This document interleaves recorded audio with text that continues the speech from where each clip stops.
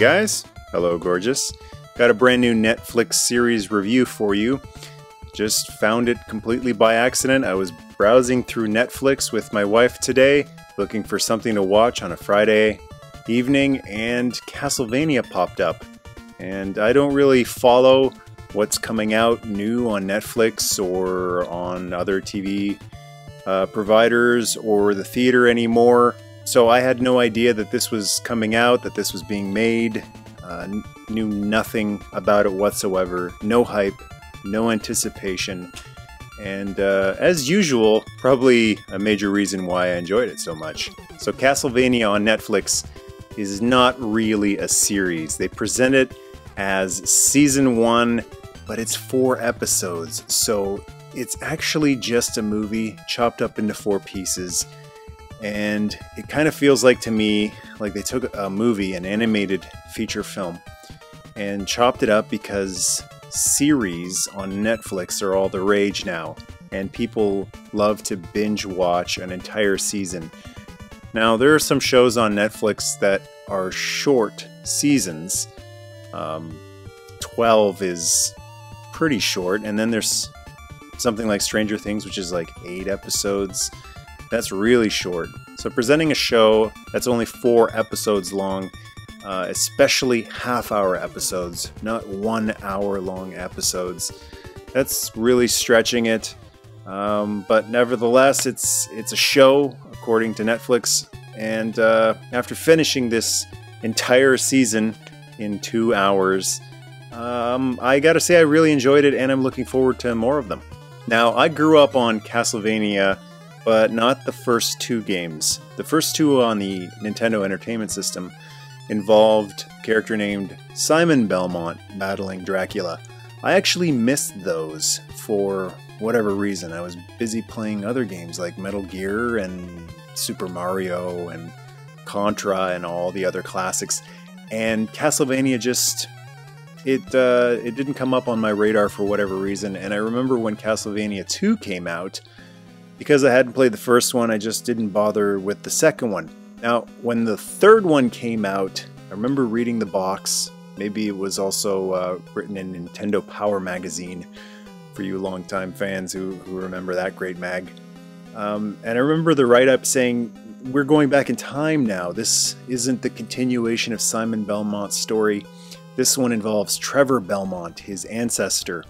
So I picked that game up, Castlevania 3, because it was a clean slate. It was a prequel before the term prequel was mainstream, and I loved Castlevania 3. I later on would go on and play Castlevania 1 and 2 because I loved the third one so much, and they didn't impress me as much as Part 3. So I was very happy and surprised to see that this Netflix Castlevania show is based on the third game. Not the first or the second or any of the other fantastic games that came out later on PlayStation and all the other systems as well. So with my limited knowledge of Castlevania lore, I've played Part 3 and a couple of the other games, one of the great ones on the PSP. But basically I didn't know much about the lore other than it's Trevor and then later on Simon battling Dracula, and Dracula has a son named Alucard. So I was very pleasantly surprised to see that this is a huge homage to Castlevania 3. So I don't know how many people are going to be like me out there who missed the first 2, and when they think of Castlevania, they think of Castlevania 3. That's the one that I define the Castlevania franchise by. So for someone like me, I thought that this thing was fantastic. They decided to go the Star Wars prequel route here and try to explain to you why the villain is a villain. They give you a little bit of backstory about Count Dracula and his motives for trying to eradicate the human race. And I enjoyed that part. I thought it wasn't too schmaltzy and too much of a stretch. And then they introduced Trevor Belmont, who is played by Richard Armitage, who we all know and love as Thorin Oakenshield from the Hobbit movies. And I thought he was just fantastic. I think it all hinged on the presentation of Trevor Belmont There's several different ways they could have went with it. He could have been a very traditional, fine, upstanding, bold, and courageous and honorable hero, but instead they decided to go with a very laconic portrayal for Trevor Belmont. He's got droopy eyes. His catchphrase is "I don't care." And he really is the hero of the story, but at the same time, he's so disconnected and indifferent that he brings humor to this very creepy world of Castlevania and makes it work very well. I had quite a few good chuckles throughout this entire season of 4 episodes. Thanks to Trevor, a lot of good one-liners from him. And as far as the fighting scenes go as well, you know, if you grew up on Castlevania games, you know all about the whip. And the whip is in this show, and it is beautifully represented. Trevor and Simon later on in the games don't use the whip simply as a retrieval tool like Indiana Jones does, or as something to swing from one area to another. It's an attack weapon, and I love how the whip is portrayed in the show, that it is a brutal, brutal attack weapon. Word of warning for the little kiddies out there, this is R-rated. You might not realize it at first. You might get an inkling from seeing someone burned at the stake. But there is plenty of blood, as there should be. Now, I'm not a squeamish person, but in terms of blood in this show, I mean, it's Castlevania. Anything that deals with vampires, you do need blood in it. You need the blood flying, you need blood trickling down people's faces and stuff like that. So while I don't really like the overuse of blood in a lot of slasher horror movies or action movies, when it comes to a vampire movie like a Blade movie or this, I think it's completely appropriate, because that's the whole deal with vampires. It's all about blood, right? And this is, at its core, a vampire show.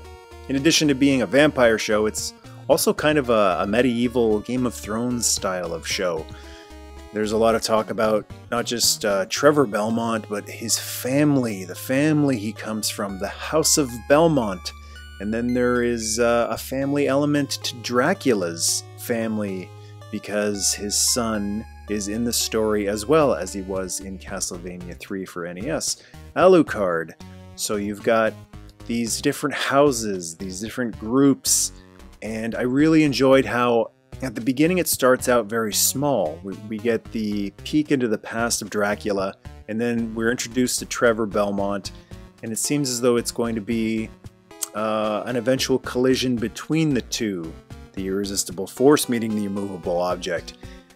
But as the story progresses, there are more layers added to it, more layers. The magician character is introduced, and she was from the 3rd game as well. And then Alucard comes in as well. So Trevor's group, his house, is growing as he continues to travel towards his goal of fighting Count Dracula.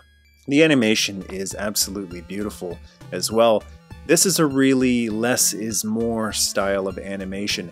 There are a lot of shots that are just still, and I always say in live action movies and TV shows, let the actor act. And that's exactly what they're doing in this animated series as well.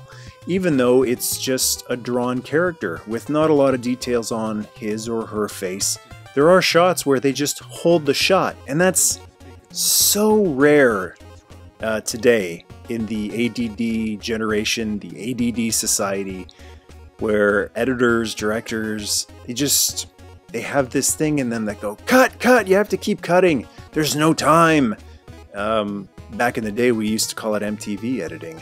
But in this show, they hold the shot plenty of times, and when you're doing it right, when you've got the right story, the right voice acting, the right music, when you create the perfect storm, you put all the elements together, you can do that. And when you hold the shot like that, instead of being boring and snooze fest, it actually builds anticipation and it draws you back in.